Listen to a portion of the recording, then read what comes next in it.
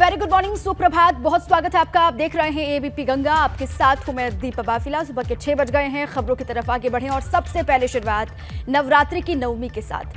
आज नवरात्रि की नवमी का मौका है और सीएम योगी आदित्यनाथ गोरखपुर के दौरे पर हैं। ऐसे में आज नवमी के मौके पर सीएम योगी सुबह 11 बजे गोरखनाथ मंदिर में कन्या पूजन करने वाले हैं। सीएम योगी 101 कन्याओं और बटुकों को भोजन भी वहां पर करवाएंगे।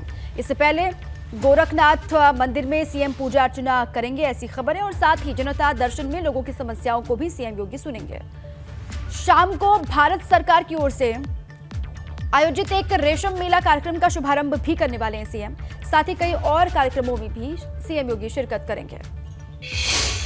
तो सीएम योगी का गोरखपुर दौरा है। नवरात्रि का नवमी का दिन आज है और इस खास मौके पर सीएम की शक्ति साधना को आप देखेंगे। नवरात्रि की नवमी पर कन्या पूजन करेंगे गोरखपुर में सीएम योगी आदित्यनाथ हमेशा की तरह, और 101 कन्याओं और बटुकों को भोजन वो करवाने वाले हैं। मंदिर में पूजा अर्चना करेंगे सीएम। और खबर यह है कि जनता दर्शन भी वहां पर सीएम योगी करेंगे, जिसमें जनता की समस्याओं को सुनने का काम सूबे के मुखिया योगी आदित्यनाथ करने वाले हैं। और रेशम मेला कार्यक्रम में भी शामिल होने वाले हैं भारत सरकार की ओर से, जिसका आयोजन किया जा रहा है।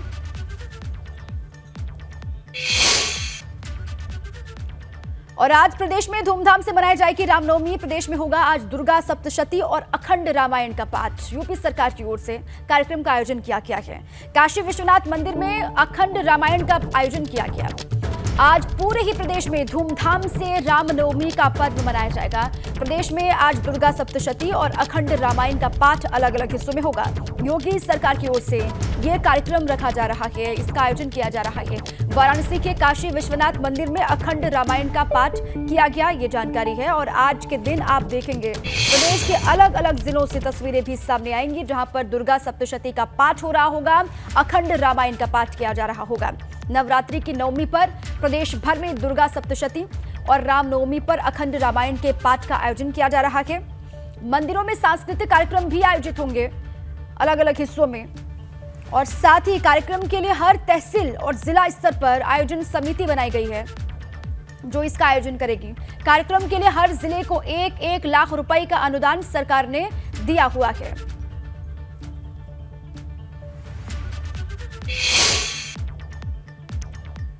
अयोध्या में रामलीला के जन्मोत्सव की भव्य तैयारी चल रही है। दोपहर 12 बजे मनाया जाएगा श्री राम जन्मोत्सव और भगवान रामलीला को लगाया जाएगा 56 व्यंजनों का भोग, ये कहा जा रहा है। भगवान राम का चरणामृत से करवाया जाएगा स्नान। रामलला के अस्थायी मंदिर में आखिरी ये जन्मोत्सव है। अगली बार जब ये दिन आएगा तब तक राम मंदिर बन चुका होगा और रामलला वहां पर विराजमान हो चुके होंगे। इसीलिए हम कह रहे हैं कि रामलला के अस्थायी मंदिर में ये आखिरी जन्मोत्सव है। भगवान राम का चरणामृत से यहाँ पर स्नान करवाया जाएगा और ये कहा जा रहा है कि भव्य तैयारी यहाँ पर की जा रही है। 56 व्यंजनों का भोग लगाया जाएगा भगवान राम को। अयोध्या में रामलला के जन्मोत्सव की भव्य तैयारी। राम की नगरी अयोध्या और वहां पर दोपहर 12 बजे श्री राम का जन्मोत्सव मनाया जाएगा। भगवान राम को 56 व्यंजन जो बनकर के तैयार होंगे उनका भोग लगाया जाएगा। रामनवमी का मौका है और रामलला की रामनवमी आप देख पाएंगे अयोध्या में।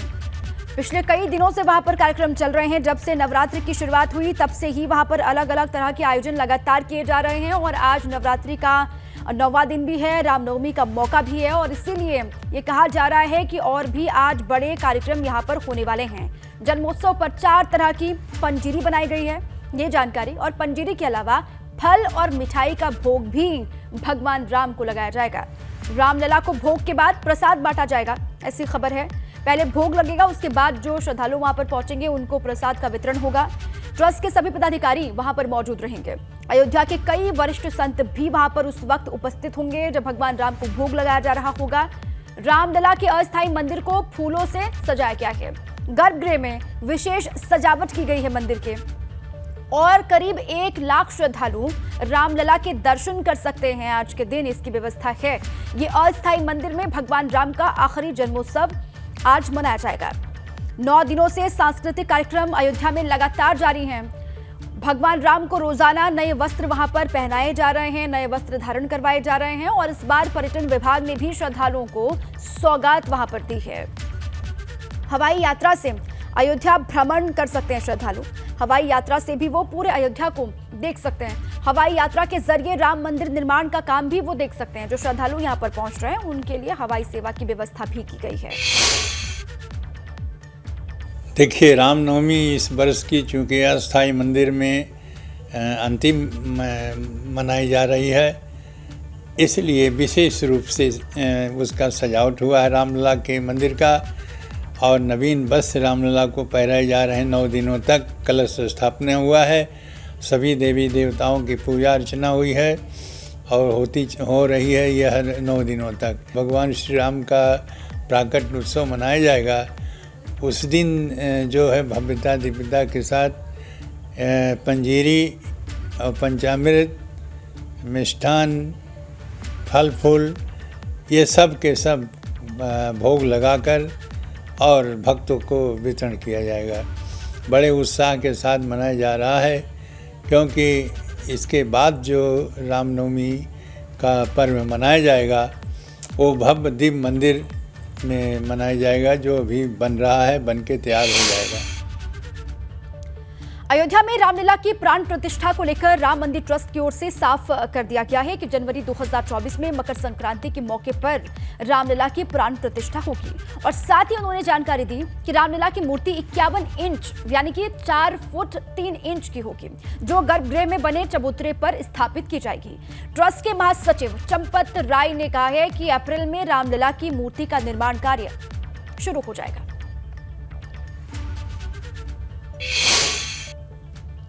हो सकता है अप्रैल के पहले सप्ताह में उसमें और 1-2 कदम आगे बढ़ जाएंगे। हमारी कोशिश रहेगी इसी अप्रैल महीने में मूर्ति का निर्माण शुरू हो जाए। कभी 51 इंच की खड़ी मूर्ति। अब आइए आगे बढ़ते हैं। श्री कृष्ण जन्मभूमि ईदगाह विवाद से जुड़ी बड़ी खबर से आपको रूबरू करवा दें। जन्मभूमि शाही ईदगाह परिसर का अमीन सर्वे होगा। बुधवार को मथुरा सिविल कोर्ट ने यह आदेश दे दिया है। दोनों पक्षों की सुनवाई के बाद कोर्ट ने यह आदेश दिया। 17 अप्रैल तक अमीन सर्वे करवाए जाने का आदेश है। जन्मभूमि शाही ईदगाह परिसर का अमीन सर्वे किया जाएगा, ऐसे आदेश मिले हैं। बुधवार को मथुरा सिविल कोर्ट ने ये आदेश दिए हैं सर्वे को लेकर, और क्या पूरा मामला है आप ये भी जान लीजिए। बुधवार को श्री कृष्ण जन्मभूमि ईदगाह विवाद में सुनवाई होने वाली है। सुनवाई हुई, ये आपने देखा कल, और मथुरा की सिविल कोर्ट में मामले की सुनवाई हुई। कोर्ट के आदेश है कि सर्वे का काम पूरा किया जाए। हिंदू सेना की ओर से दायर किया गया था वाद, जिसको लेकर कल कोर्ट ने अपना पक्ष भी रखा। कोर्ट ने अपनी बात रखी। सुनवाई के दौरान दोनों पक्षों में बहस भी वहां पर करवाई गई। कोर्ट के आदेश है कि अमीन सर्वे करवाया जाएगा। कोर्ट ने अमीन सर्वे करवाए जाने का आदेश अब दे दिया है। दोनों पक्षों की सुनवाई के बाद अब ये फैसला है कोर्ट का कि अमीन सर्वे का काम जल्द से जल्द पूरा किया जाए, और इसको लेकर एक तारीख भी मुकर्रर की गई है। जन्मस्थान की 13.37 एकड़ जमीन मुक्त करवाने की मांग है श्री कृष्ण की। शाही ईदगाह को हटाने के लिए हिंदू सेना ने याचिका दी थी, और अब यह आदेश आया है 17 अप्रैल तक अमीन सर्वे करवाए जाने का। हिंदू सेना की तरफ से हमने बालकृष्ण भगवान और इंचार्ज कमेटी के खिलाफ मुकदमा दर्ज किया था दिनांक 8/12/2022 को, जिसमें माननीय न्यायालय ने समस्त तथ्यों को सुनते हुए प्रतिवादीगण को नोटिस जारी किए और अमीन महोदय को रिट लाने मौके के आगे लाने के लिए आदेश पारित किए हुए थे। उसके उपरांत अगली तारीख पर विपक्ष उपस्थित हुआ और उन्होंने आपत्ति और प्रार्थना पत्र प्रस्तुत किए गए, जिसमें उन्होंने कहा गया कि गलत प्रकार से आदेश जारी कर दिया गया है। माननीय न्यायालय ने उनको सुनवाई हेतु तारीख नियत की। श्री कृष्ण जन्मस्थान और शाही ईदगाह विवाद मामले में मथुरा कोर्ट ने अहम फैसला सुनाया है, जिसमें कोर्ट ने आदेश दिया है कि अब शाही ईदगाह मस्जिद की अमीन सर्वे की जाएगी। इस आदेश के अनुसार अमीन शाही ईदगाह मस्जिद परिसर में जाकर वहां का सर्वे करेगा और वहां पर जो चिन्ह मिलेंगे, जो सबूत मिलेंगे, जो भी यथास्थिति है वहां के बारे में कोर्ट को अवगत कराएगा। यह जो आदेश हुआ है यह हिंदू सेना द्वारा जो वाद दाखिल किया गया था उस पर हुआ है, और इस पर एक अहम फैसला यहाँ मथुरा कोर्ट में सुनाया गया है।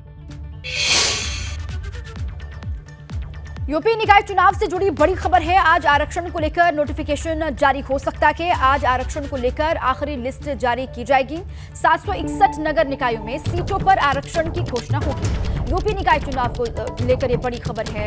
ये कहा जा रहा है कि आज का दिन बहुत खास, बहुत अहम, आरक्षण को लेकर जो नोटिफिकेशन है वो जारी हो सकता है और साथ ही साथ 761 नगर निकायों में सीटों पर आरक्षण की घोषणा की जाएगी। लिस्ट पर आपत्ति जाहिर करने के लिए 7 दिन का वक्त भी दिया जाएगा। लिस्ट पर अगर किसी को आपत्ति है तो इसको लेकर आप आपत्ति बता भी सकते हैं, 7 दिन का वक्त मिलेगा।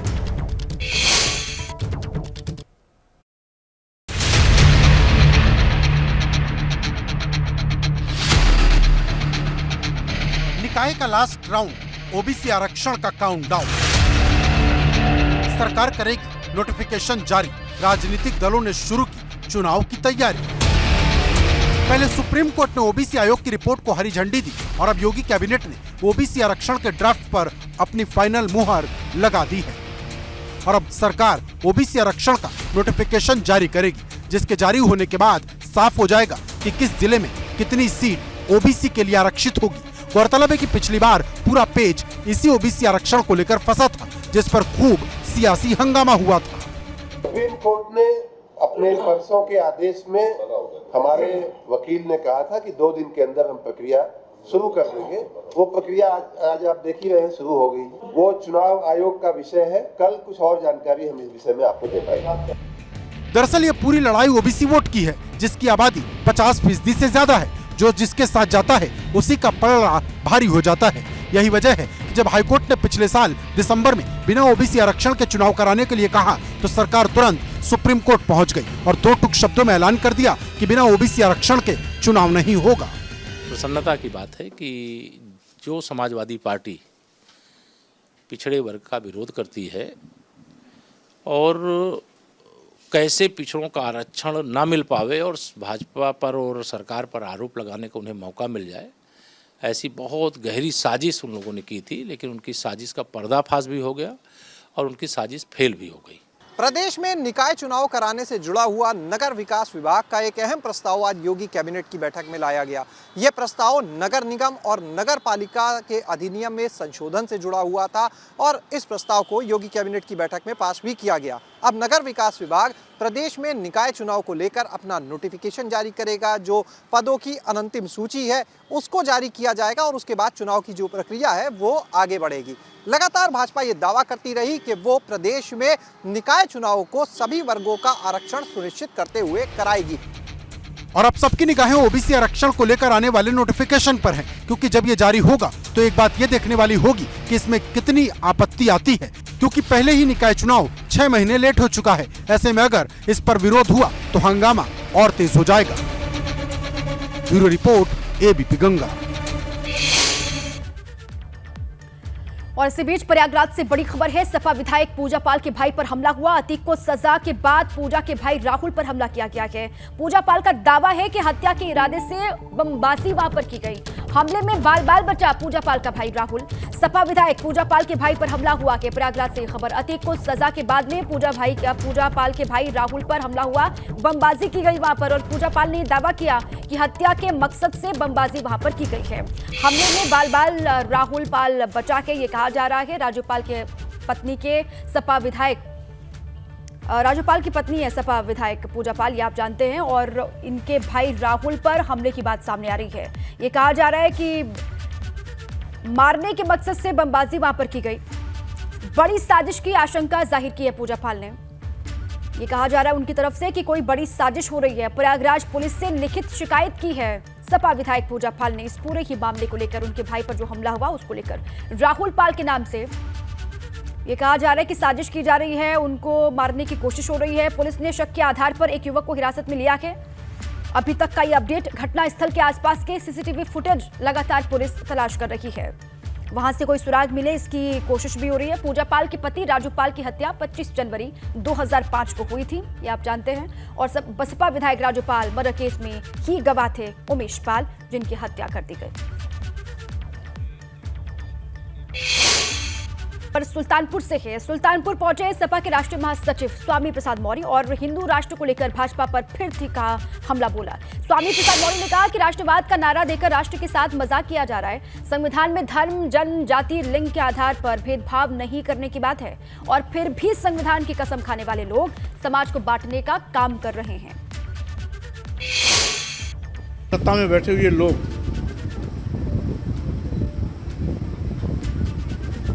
स्वर्णाक्षरों में इतिहास में नाम दर्ज कराने वाले सम्राट अशोक को भूल गए हैं, जिनका कोई योगदान नहीं था उनको आदर्श के रूप में स्थापित करते हैं। जिन्होंने अखंड भारत का निर्माण किया उनका नाम लेना तक पसंद नहीं करते हैं। स्वाभाविक रूप से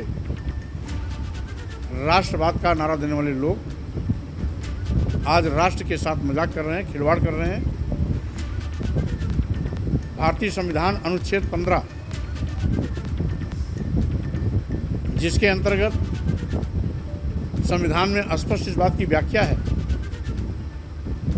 कि धर्म, जाति, लिंग और जन्म स्थान के आधार पर किसी के साथ भेदभाव नहीं करेंगे, फिर भी संविधान की कसम खाने वाले लोग समाज को बांटने की कोशिश कर रहे हैं। रायबरेली पहुंचे मंत्री दिनेश प्रताप सिंह ने गांधी परिवार पर जमकर हमला बोला। दरअसल मंडी समिति की भूमि का पूजन करने के बाद सोनिया गांधी पर जमकर कटाक्ष उन्होंने किया और कई गंभीर आरोप भी लगाए।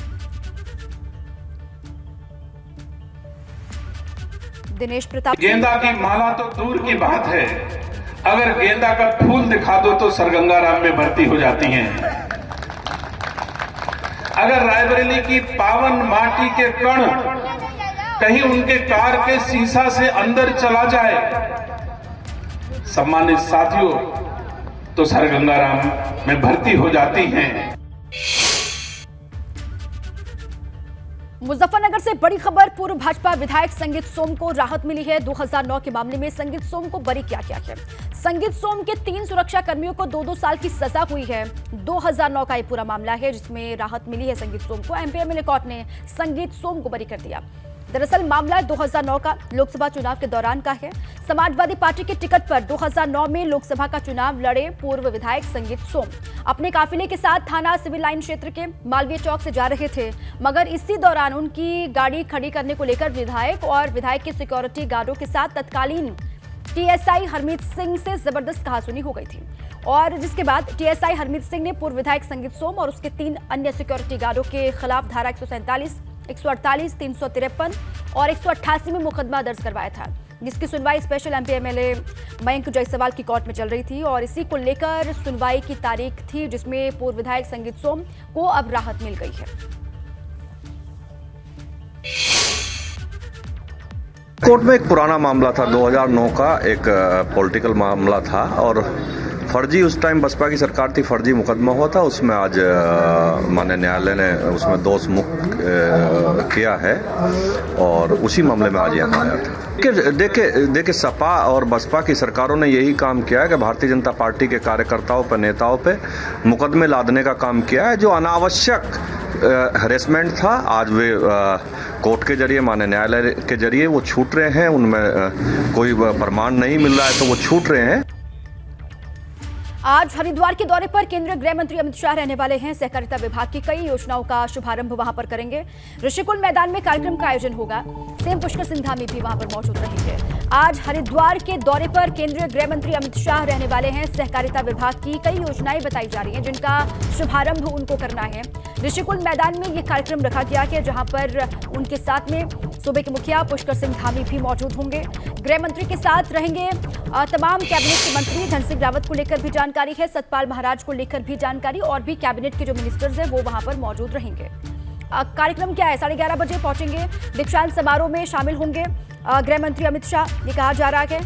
और दोपहर 2:30 बजे सहकारिता विभाग के कार्यक्रम में शामिल होने वाले हैं।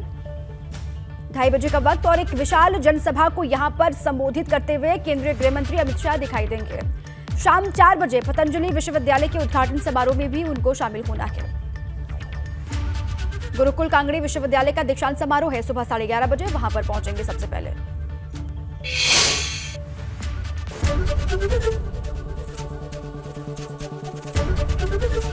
एबीपी गंगा, खबर आपकी, जुबान आपकी।